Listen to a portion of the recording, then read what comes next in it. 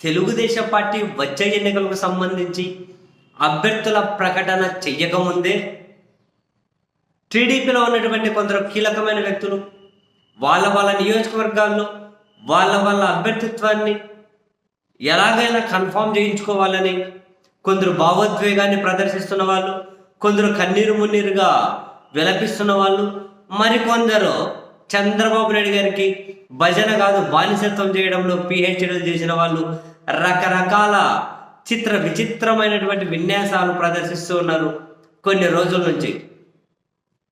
మామూలుగా ఇప్పుడు Janasena party BJP కలిసి వస్తే బీజేపీకి చాలా సీట్లు హుష్కాకి అనేటట్లు ఉన్నాయి. ఆ హుష్కాకి అనే సీట్లు కొన్ని ఇక మన సీటు ఆడగల్లంత అవుతుందేమో అని చెప్పి చూసాం. నూజివీడు టీడీపీ ఇన్ఛార్జ్ ఏ విధంగా కన్నీరు మున్నీరు అయ్యారో చూసాం, మాట్లాడుకున్నాం. మరికొందరు మాకు టికెట్ ఇవ్వకపోతే అటువైపు వాళ్ళకు మేము మద్దతు ఇవ్వం, ఇండిపెండెంట్గా పోటీ చేస్తామని చెప్పి ఈ స్టేట్మెంట్ ఇస్తూ ఉన్న వాళ్ళు తాజాగా బుద్ధ వెంకన్న. ఎప్పుడు ఈయనది ఒక సపరేట్ ఏమంటారు, ఈయన ఒక విచిత్రమైన పాలిటీషియన్.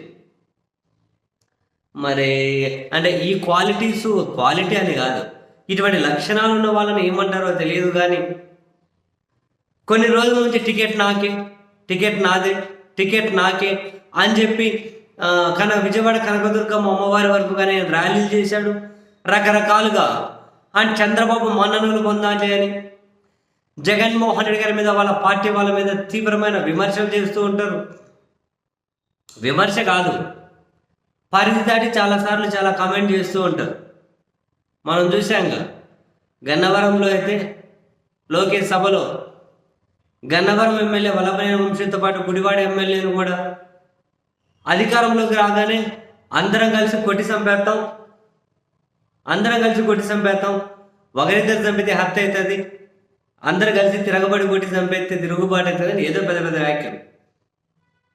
తాజాగా ఏం చేశారు, టికెట్ ఇవ్వకపోతే బుద్ధ వెంకన్న మరి పార్టీ మారి వెళ్ళిపోతారేమో అని చెప్పి టీడీపీలో ఈయన వ్యతిరేకులు ప్రచారం చేస్తున్నారట. మరి ఎక్కడ చంద్రబాబు నాయుడు గారికి కోపం వస్తుంది అనుకున్నారు? ఆ వ్యతిరేక ప్రచారాన్ని నమ్మి టికెట్ అభ్యర్థిత్వంలో నన్ను ఎక్కడ పరిగణలోకి తీసుకోరనుకున్నారేమో. కానీ ఒక బాటిల్కి రక్తం తీసుకొని వచ్చారు. వచ్చి చంద్రబాబు నాయుడు గారికి పెద్ద కటౌట్ పెట్టి, నిలువుగా ప్రయోజనం ఉంది, కటౌట్ పెట్టి చంద్రబాబు నాయకత్వం వర్ధిల్లాలి, చంద్రబాబు జిందాబాద్ అని చెప్పి రక్తంతో ఈ బాటిల్లో రక్తం తీస్తున్నారు, రాస్తూ ఉన్నారు. ఈ రక్తం తీసి చంద్రబాబు పాదాలకు పాదాభివందనం, పాదాభివందనం కాదు, చంద్రబాబు పాదాలకు రక్తార్పణం. ఇట్లా రక్తం తీసి తిక్కి రపా తిక్కుతున్నారు. వాటి నిండా రక్తం. నేను అనుకున్నా ఏ ఆదివారం కదా, ఏ కోడి దొక్కు కదా పట్టుకొచ్చింటాడేమో, మనిషి అంత రక్తం ఎక్కడ తీస్తారు అనుకున్నా. నాలాగా అందరూ అనుకున్నాడేమో పాపం ఆయన. ఇంకా అంటే ఇట్లా పట్టుకొని దానం కాదు, రక్తం ఆయన ఒంట్లో నుంచి తీస్తున్నటువంటి ఫోటోలు కానీ రిలీజ్ చేశాడు. ఆయన ఒంట్లో నుంచి తీస్తున్న రక్తం, అబ్బా బానిసత్వానికి ఒంట్లో రక్తం తీసి చంద్రబాబు పాదాలు గడుపుతున్నారంటే అసలు ఇంకా నాకు తెలిసి ఆంధ్రప్రదేశ్లో సరే దేశంలో ఇంకేమో తెలియదు, కానీ ఆంధ్రప్రదేశ్లో ద బెస్ట్ బానిస అని చెప్పి రాజకీయాల్లో ఏదైనా ఒక అవార్డు పెడితే బుద్ధ వెంకన్నకి వేయాలేమో.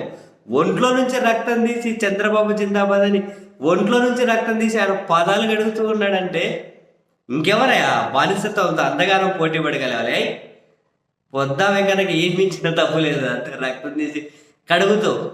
ఇంకెవరికి టికెట్ కావాలన్నా ఆయన 100 గ్రాములు తీసిండట రక్తం అంటే, ఏమంటారు 100 ml రక్తం తీసిండట అంటే వీళ్ళు 500 ml ఇవ్వాలి, వాళ్ళు 500 ml తీసారంటే ఇంకో లీటర్ ఇవ్వాలి, 2 లీటర్లు ఇవ్వాలి.